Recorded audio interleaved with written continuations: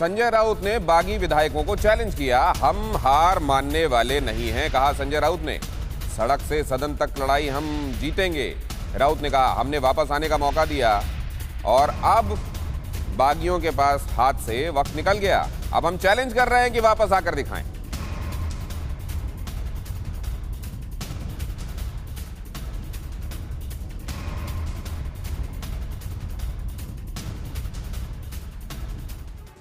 तो एक मीटिंग होती है और उसके बाद कॉन्फिडेंस बढ़ जाता है संजय राउत का। राउत के कॉन्फिडेंस का राज क्या है वो हम आपको बताते हैं, उसकी डिटेल बताते हैं कि मीटिंग के बाद आखिर उन्होंने क्या कहा।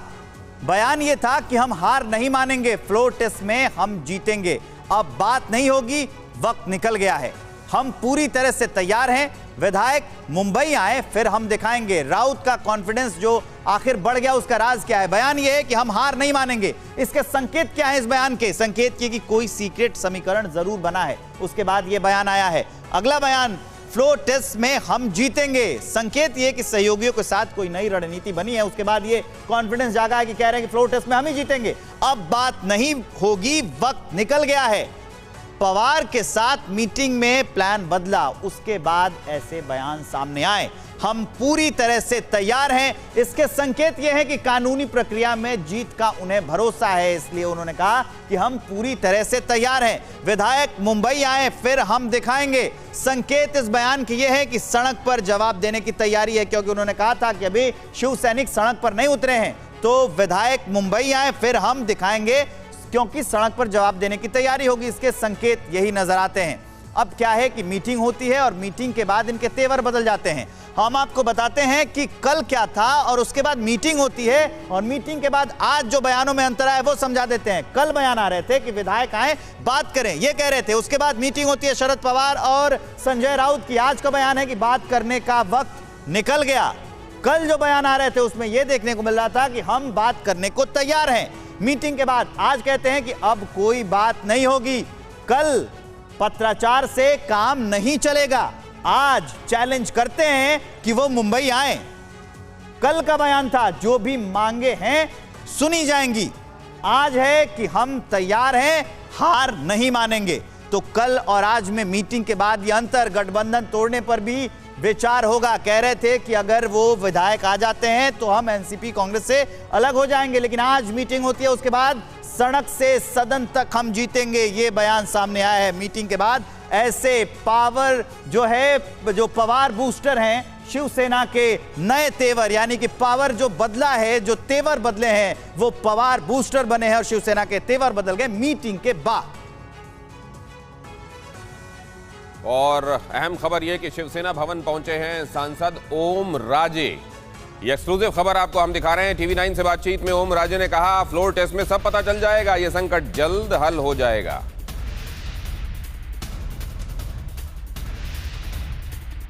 शिवसेना का सांसद ओम राजे जी हैं। ओम राजे जी, जो संकट इस समय सरकार और पार्टी पर चल रहा है, जो दिख रहा है, उसको लेकर क्या सोच रहे हैं आप? क्या हो रहा है पार्टी में? संकट वंकट कुछ नहीं है। सारे शिवसैनिक के लोग, शिवसैनिक जो है कॉमन, वो हिंदू हृदय सम्राट शिवसेना प्रमुख बाला साहेब ठाकरे जी को मानने वाला है। उनके पीछे आदरणीय उद्धव जी ठाकरे साहब के पीछे भक्कम तरीके से वो खड़ा है और मुझे लगता है कि ये संकट भी हल हो जाएगा। लेकिन आपके 50 विधायक, लगभग आंकड़ा 50 पहुंच गया है, आपको छोड़कर जा रहे हैं। रोज 1-2 विधायक जा रहे हैं। जो आपके करीबी, जिनको आपने संदेशवाहक बनाकर भेजा था, वो भी उधर के हो गए। ऐसे में पार्टी कैसे बचेगी, सरकार कैसे बचेगी? आप यहाँ बैठ के कैसा अंदाजा लगा सकते हैं कि वहाँ पे गए हुए उधर ही बैठ गए? हाँ। मुझे लगता है ये अंदाजा नहीं, लेकिन एकनाथ शिंदे तो वीडियो जारी कर रहे हैं, उसमें 42 से 45, 46, 47 विधायक उसमें नजर आ रहे हैं। वो जब फ्लोर टेस्ट के लिए आएंगे तब पता चलेगा। लेकिन जो स्थितियां बन रही है उसमें तो सरकार तो जाती हुई नजर आ रही है और आपने खुद 16 विधायकों पर कार्रवाई की मांग की है। जब तक फ्लोर टेस्ट नहीं होता, मुझे लगता है इसके बारे में बोलना गलत होगा। कौन है इसके पीछे? क्या लग रहा है आपको? किसका गेम प्लान है? किसके कहने पे ये सब कुछ हो रहा है? और एकनाथ शिंदे ने कहा है कि वो शक्ति जो पाकिस्तान को हरा सकती है, हमारे साथ वो महाशक्ति है। अभी उनको ही पता होगा क्या है।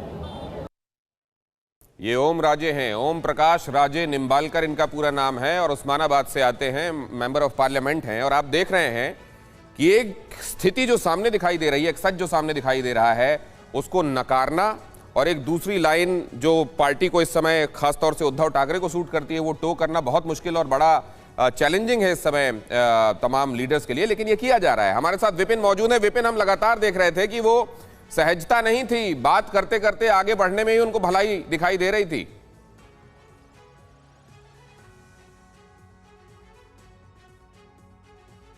और विपिन, क्योंकि वहां जहां मौजूद हैं वहां और भी लोगों से बातचीत के क्रम में ये जानने की कोशिश कर रहे हैं कि शिवसेना में क्या सोच इस समय ज्यादातर लोगों के दिमाग में प्रिविलेंट, कुछ कहना चाह रहे हैं। हाँ, कहिए विपिन।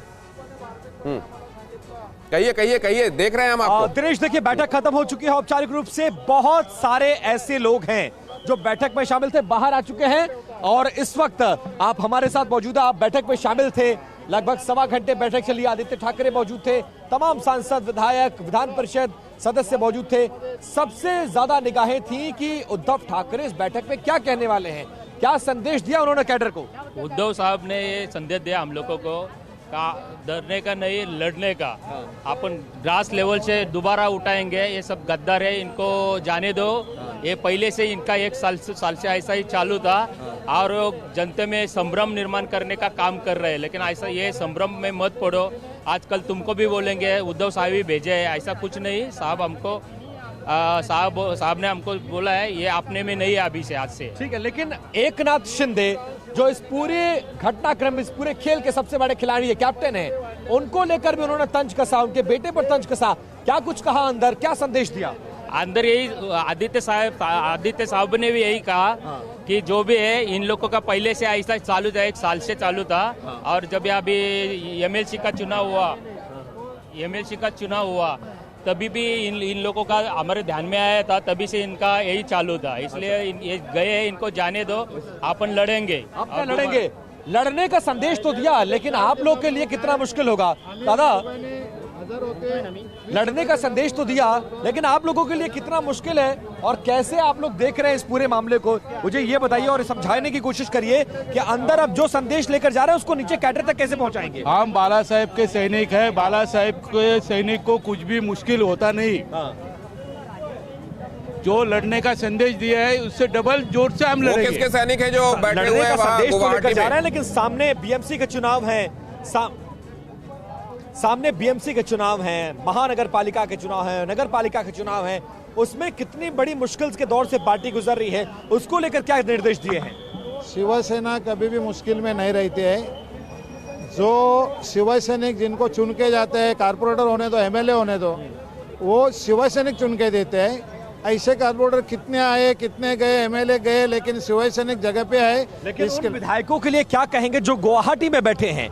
40 से ज्यादा विधायक आपके टूट चुके हैं, पार्टी आपकी अल्पमत, सरकार अल्पमत में आ गई है, फ्लोर टेस्टिंग की बात हो रही है, आपकी पार्टी खुद कह रही है कि 16 विधायकों का निष्कासन कर दो, उनको निलंबन कर दो। ऐसे में पार्टी को दोबारा से रीबिल्ड करना कितना मुश्किल काम है? आपको लग रहा है कि वो विश्वास उद्धव ठाकरे खोते जा रहे हैं जो सरकार और पार्टी में भी उनको कमजोर बना रही है?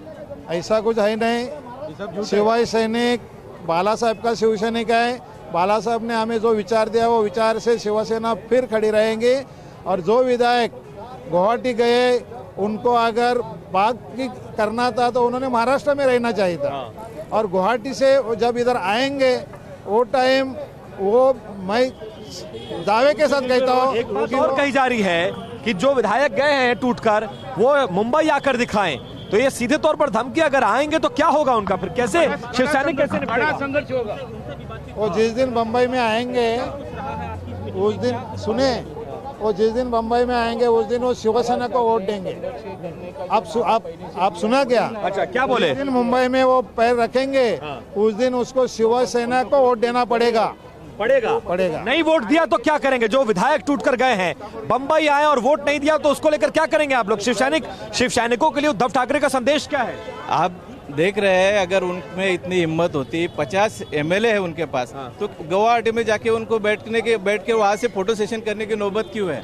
महाराष्ट्र में इतने सारे होटल है, आप आइए, आप शिवसैनिक का स्वागत देखिए, तब हम लोग माने। तो किस तरह का स्वागत करने की तैयारी है? तो वो आने के बाद ही बताएंगे ना हम लोग। धमकी है? नहीं, धमकी क्यों है? अगर जो हमारे उद्धव साहब को रुलाएगा, जो हमारे उद्धव साहब को दर्द देगा, वो कोई भी एमएलए हो, कोई भी मिनिस्टर हो, उसको हम लोग छोड़ेंगे नहीं। तो सरकार जाने पर उद्धव ठाकरे रो रहे हैं, दर्द में हैं? हम लोग रो रहे हैं, हमारे उद्धव साहब को दर्द हो रहा है, हम लोग रो रहे हैं क्योंकि हमारे वो पक्ष प्रमुख है, हमारे कुटुंब प्रमुख है। लेकिन कमजोरी तो उनकी है, उनके हाथ के नीचे से उनके 50 विधायक टूटकर चले गए, उनको खबर तक नहीं लगी, उनको हवा तक नहीं लगी। ये कमजोरी नहीं है। अगर किसी के खून में गद्दारी आ जाए वो तो हम हमारे भाई के साथ भी हम लोग सोच सकते हैं कि भाई भी हमारा जब बंटवारा होता है तो घर छोड़ के जाता है। तो ये सब जानने में और चेहरे से तो पढ़ नहीं सकते। जिनके खून में गद्दारी आ चुकी है उसके लिए उद्धव साहब क्या करेंगे? उनको तो सब कुछ दिया नहीं तो। लेकिन एकनाथ शिंदे के लिए क्या कहा? उनके बेटे पर उन्होंने तंज कसा, एकनाथ शिंदे पर तंज कसा। पार्टी ने कहा सब कुछ दिया, फिर भी वो गद्दारी कर गए। उद्धव साहब ने उनके बेटे पे तंज नहीं किया है। उद्धव साहब ने कहा है, जो तरीके से उन्होंने कहा कि उद्धव साहब को सीएम, आदित्य साहब को मिनिस्ट्री, तो उन्होंने यही बताया कि शिवसेना में कभी ये भेदभाव नहीं किया। अगर शिंदे साहब को मिनिस्टर बनाया, उनके बेटे को भी एमपी बनाया है। ऐसे बहुत सारे एमएलए एमपी है जिनके बेटे को बड़े बड़े पोस्टिंग दिए हुए हैं। तो यहाँ पे कोई जैसे घरेलूबाजी नहीं हुई है, सबको संधि मिली है। तो अभी आप ये क्यों ब्लेम कर रहे हैं? ये सब आपको बहाने चाहिए। जिस तरीके से आपको बाहर निकलना है, आपके पास रीजन नहीं है। आपको ईडी और बीजेपी ये दोनों से डर लग के आप वहाँ पे गए हैं। दूसरा उसके पीछे उन्होंने कहा है कि मैंने वर्षा बंगलो छोड़ा है, हिम्मत नहीं छोड़ी। आप लोग मिलने के बाद आप लोगों को कितनी हिम्मत बढ़ गई उद्धव ठाकरे के संबोधन के बाद, और आप लोग क्या मैसेज लेकर ग्राउंड पर जाएंगे अपने कैडर के लिए? देखिए, उद्धव साहब हमारे लिए पावरफुल नेता है। उनको देख के, उनके बातों सुन के हमारे अंदर 100 हाथियों का बल आता है। और उद्धव साहब ने जिस तरह से वर्षा छोड़ी, क्योंकि वो किसी सत्ता या किसी कुर्सी के मोह में कभी नहीं थे। नहीं है, लेकिन क्या ऐसा भी वक्त आया जब वो अंदर भावुक हुए आप बातचीत में? भावुक नहीं हुए। वो यानी एक दुख व्यक्त करे कि यानी इतने हमारे यानी पक्ष के लोग, अगर उनको अगर समझो राष्ट्रवादी अगर अलायंस से बाहर होता या कांग्रेस बाहर होता तो उतना दर्द नहीं होता। ये मिलने के बाद साफ संदेश दे रहे हैं जो भी अंदर मीटिंग में थे, उन्होंने साफ बाहर आके कह दिया है कि उद्धव ठाकरे ने जो संदेश अंदर दिया है वो इनको क्लियर है, वो उन्हीं बयानों के साथ है जो अब तक उनके शीर्ष नेता देते आए हैं।